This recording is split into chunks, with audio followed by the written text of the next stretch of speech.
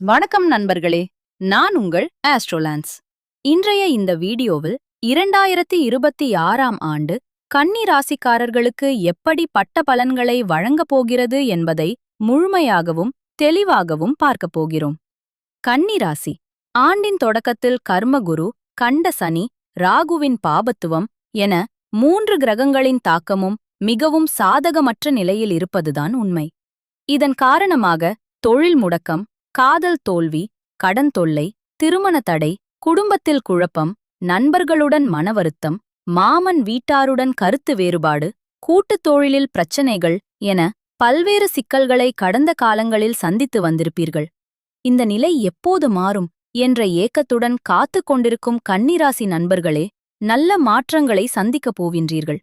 ஆம், மார்ச் மாதம் முதல் படிப்படியாக மாறத் தொடங்குகிறது. மார்ச் 1ஆம் தேதி 2 மற்றும் 9ஆம் வீட்டிற்கு அதிபதியான சுக்கிரன் உச்சம் பெறுவது மிகவும் நல்ல அமைப்பாகும். இதன் மூலம் குடும்பத்திலிருந்த குழப்பம் நீங்கும், புதிய தீர்வுக்கான வழிகள் பிறக்கும். மேலும் மார்ச் மாதத்தில் ராகு மற்றும் சனி பாபத்துவ நிலை விலகி சற்றே சாதகமான நிலைக்கு திரும்புகின்றார்கள். அதனால் மார்ச் மாதம் கன்னிராசிக்காரர்களுக்கு இயல்புக்கு திரும்பும் மாதமாக கணிக்கப்படுகிறது.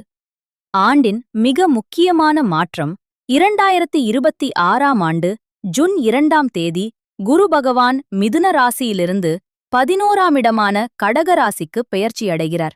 அது மட்டுமல்ல, குரு உச்சம் என்ற உன்னத நிலையையும் அடைகிறார். இது மிக மிக சிறப்பான யோகம்.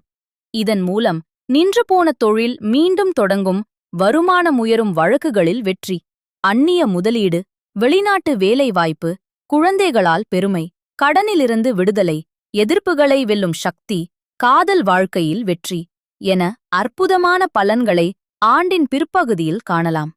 முக்கிய குறிப்பு: பிப்ரவரி மற்றும் ஏப்ரல் இந்த 2 மாதங்களும் சுமாரான மாதங்களாக கணிக்கப்படுகின்றன. பெரிய முடிவுகளை தவிர்ப்பது நல்லது.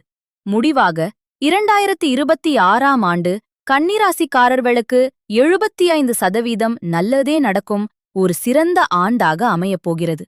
மேலும் துல்லியமாக தெரிந்து கொள்ள உங்கள் சுய ஜாதகத்தை முழுமையாக ஆய்வு செய்வது அவசியம். இந்த வீடியோ உங்களுக்கு பயனுள்ளதாக இருந்தால் லைக் செய்யுங்கள், ஷேர் செய்யுங்கள், சேனலை சப்ஸ்கிரைப் செய்ய மறக்காதீர்கள். மீண்டும் சந்திப்போம். வாழ்க வளமுடன்.